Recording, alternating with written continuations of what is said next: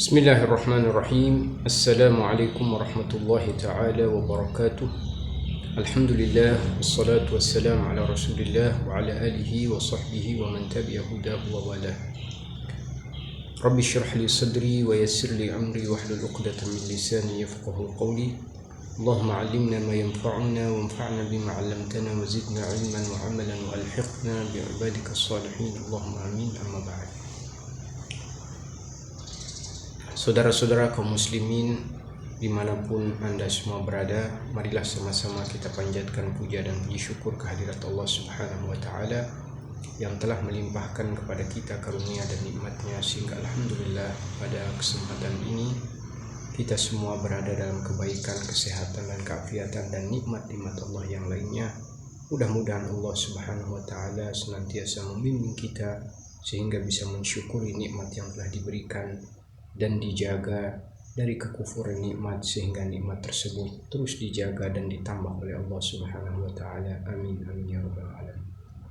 Salawat dan salam mudah-mudahan tetap terhaturkan kepada junjungan kita Nabi besar Muhammad sallallahu alaihi wasallam. Begitu pula para ahli keluarga beserta sahabat dan pengikut-pengikut setia beliau. Mudah-mudahan seluruh kita semua tercatat termasuk pengikut setia beliau dan mendapat syafaatnya di hari kiamat kelak. Amin amin ya rabbal alamin.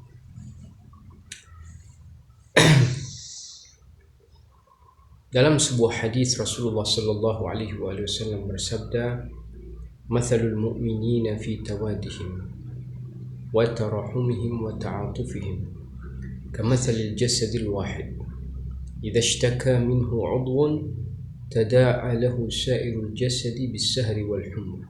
Atau kama qala sallallahu alaihi wasallam. Yang artinya, perumpamaan orang-orang mukmin itu dalam hal saling mengasihi, mencintai dan menyayangi laksana satu tubuh yang utuh. Satu tubuh yang utuh. Apabila salah satu dari anggota tubuh itu merasa sakit, maka seluruh anggota tubuh yang lain akan merasakan demam dan tidak bisa merasakan lelapnya tidur. Saudara-saudaraku sekalian,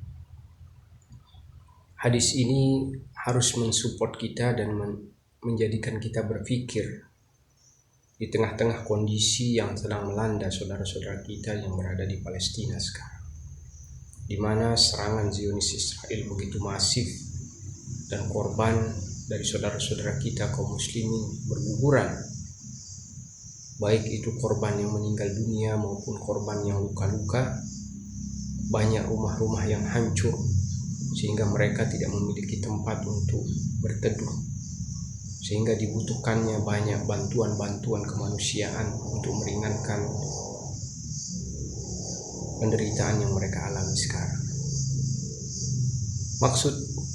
Maksud saya, teman-teman sekalian, peristiwa ini kalau berlalu begitu saja tanpa menggerakkan hati kita, tanpa memanggil nurani kita, tanpa menjadikan kita berpikir untuk melakukan sesuatu, ini bertanda keimanan kita perlu diperbaiki dan dikoreksi.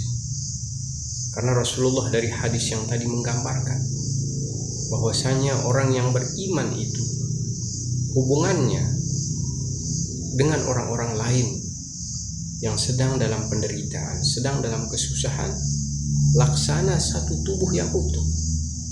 Apabila satu bagian dari tubuh itu terkena dengan musibah atau terkena penyakit, maka otomatis rasa sakit itu akan dirasakan oleh semua anggota tubuh yang lain.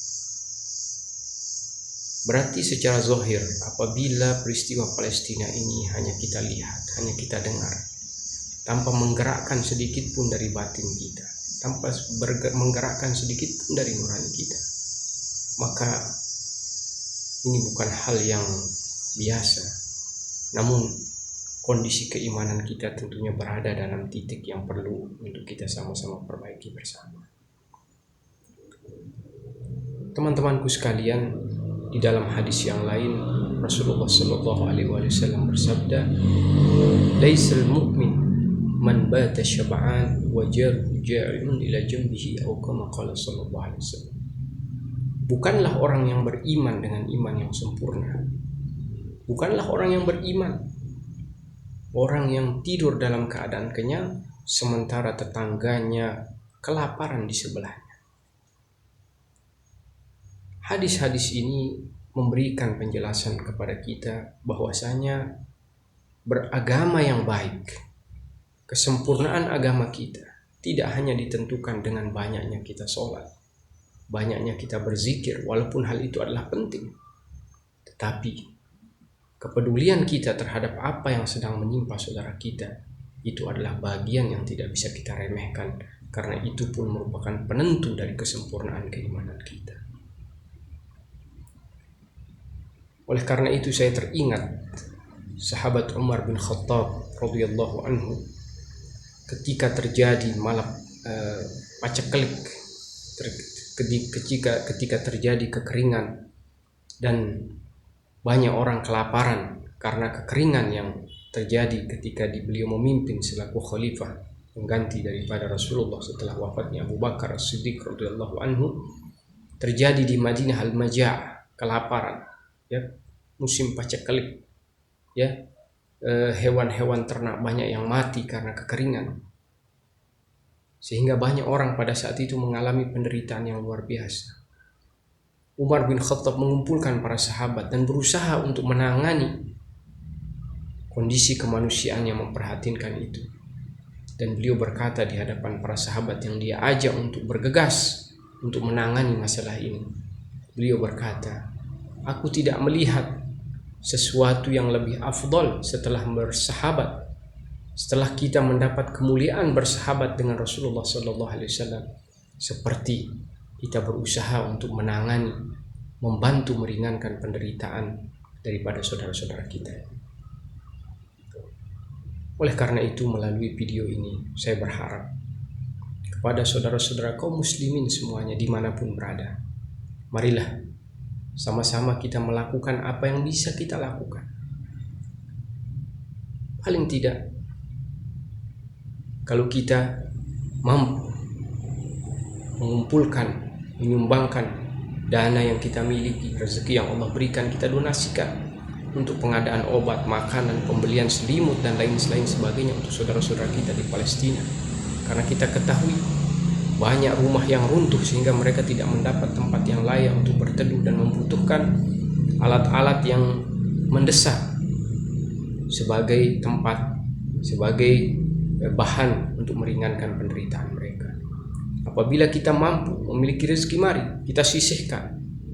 Saya bisa membayangkan kalau misalnya 100.000 saja per orang, ketika kita memiliki komunitas, baik itu komunitas alumni pendidikan atau misalnya di kantor dan lain sebagainya, 100.000 saja. Apabila kita kumpulkan misalnya 500 orang, maka sudah akan terkumpul 50 juta. Bagaimana kalau umat ini bergerak 100.000 saja? Maka tidak mustahil akan terkumpul dana yang betul-betul besar, yang insya Allah akan memiliki efek yang tidak kecil untuk meringankan penderitaan saudara-saudara kita di Palestina. Setelah kita melakukan ini, bagi yang memiliki kemampuan lain, misalnya dia sebagai pejabat di pemerintahan dan perkataannya bisa sampai kepada dunia internasional, alhamdulillah, Bapak Presiden kita mengkecam apa yang terjadi sekarang ini dengan nada yang keras. Alhamdulillah, ini bagian dari kewajiban kita.